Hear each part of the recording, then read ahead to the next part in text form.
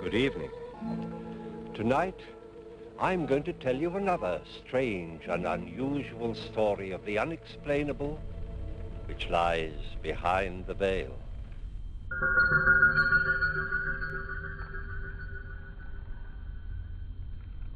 Juices, coffee, hot tea, and water. We also have beer, wine, and cocktails available for $6 each.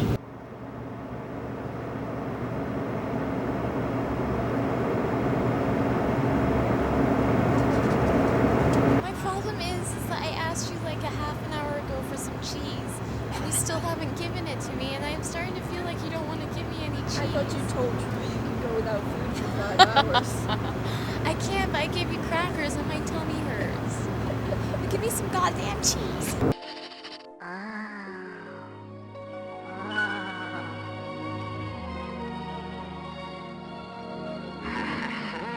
me some goddamn cheese.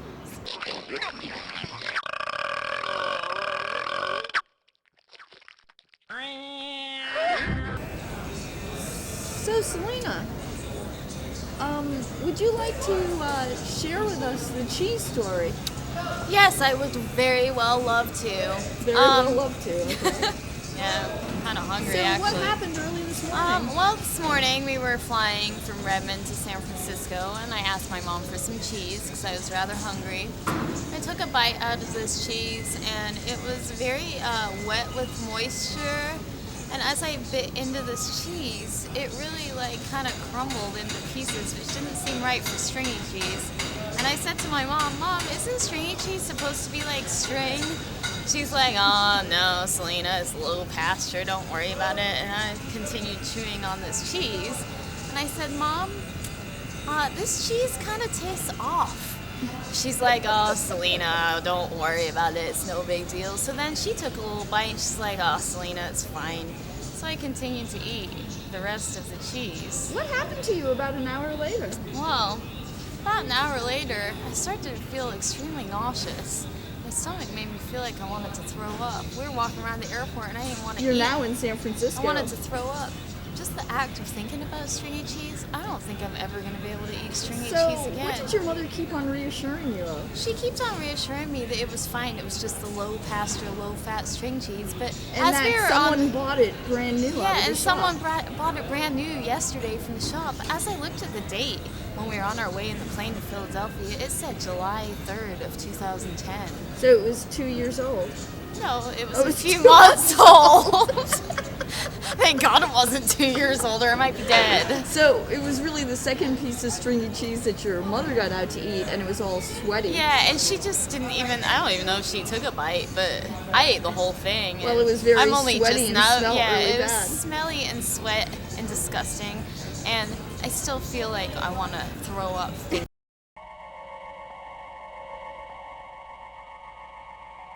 I thought it was only fair to get your side of the story about the string cheese incident of 2010.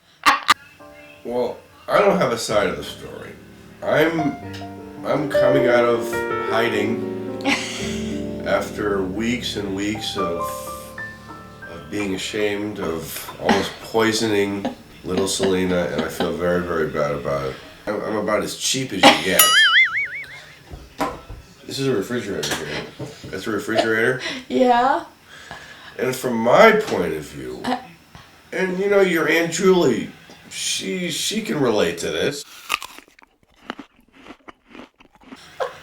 Not that I ever saw that, but Oh, I've seen it. you know, why throw away perfectly good food? I packed some dried fruits and some nuts, I think, and the cheese, and of course everybody goes for the cheese. Who else might go for cheese? A mouse. A little mouse would go for a cheese. Mouses like cheese too. What would a mouse say, Andy? You mean the goddamn cheese? Yes. And Andy, one last question before we stop. Andy, would you have eaten the string cheese? Well, I don't know. The smell, the taste, the wet moisture. The wet moisture, the low pasture. Yeah, I'd have to I guess you had to be there. So I don't know. One last thing. Yeah. Give me the goddamn cheese!